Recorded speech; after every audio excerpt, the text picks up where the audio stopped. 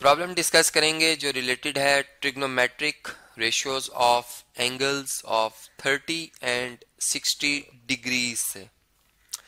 हमारा क्वेश्चन है कि हमें फाइंड करनी है value sine 30 degree into tangent 60 degree plus cotangent 30 degree into tangent 60 degree minus cosine 60 degree into sine 60 degree.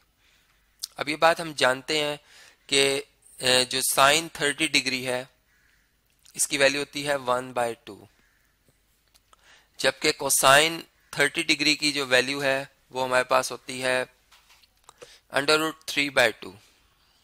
ठीक है, इसी तरह अब जो हमारे पास साइन 60 डिग्री है इसकी वैल्यू होती है जो कि कोसाइन 30 की वैल्यू है, यानी √3/2। ये हम इस तरह से याद कर सकते हैं। और जो कोसाइन 60 की वैल्यू होगी वो होगी जो कि साइन 30 की वैल्यू है, यानी 1/2।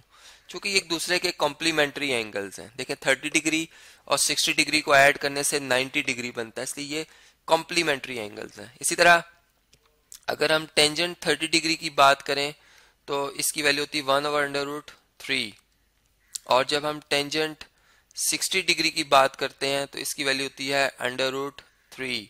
ठीक है जी, तो इस तरीके से अब टेंजेंट का रेसिप्रोकल कोटेंजेंट होता है, अगर हम उसको लिख लें तो उसकी वैल्यू हमारे पास क्या होगी जी, कोटेंजेंट 30 डिग्री चलें देख लेते हैं, ये होगा √3 के इक्वल, चूंकि टेंजेंट 30 डिग्री का रेसिप्रोकल ले लिया हमने।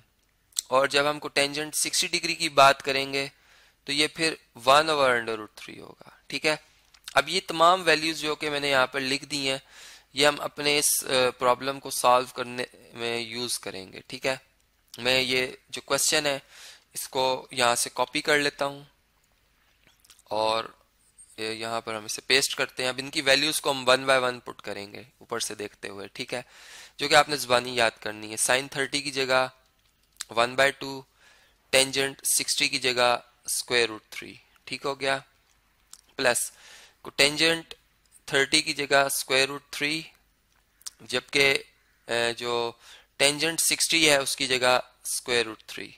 ठीक है जी, कोटेंजेंट 30 की जगह √3 और टेंजेंट 60 की जगह भी √3 आ गया। इसी तरह कॉस 60 की वैल्यू है 1/2, जबकि साइन 60 की वैल्यू है हमारे पास √3/2।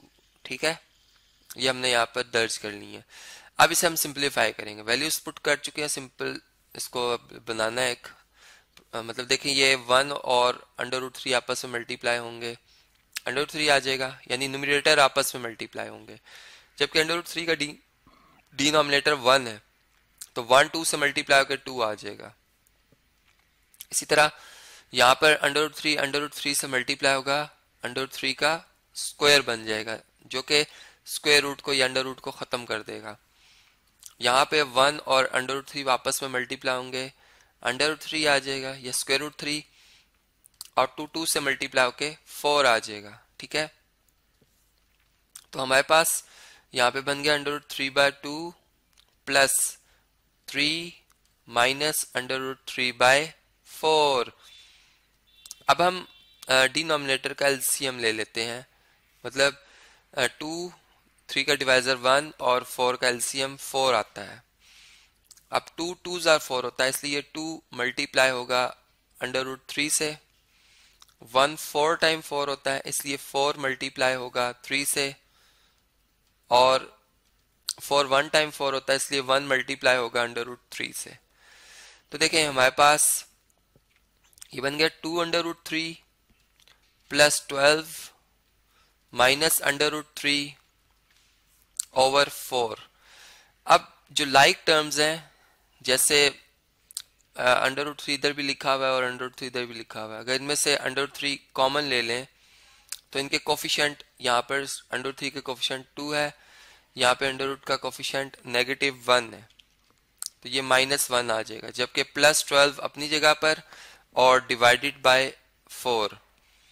तो ये देखें 2 में से 1 माइनस करें 1 आ जाएगा, 1 मल्टीप्लाई बाय √3 आ गया, +12 और डिवाइडेड बाय 4।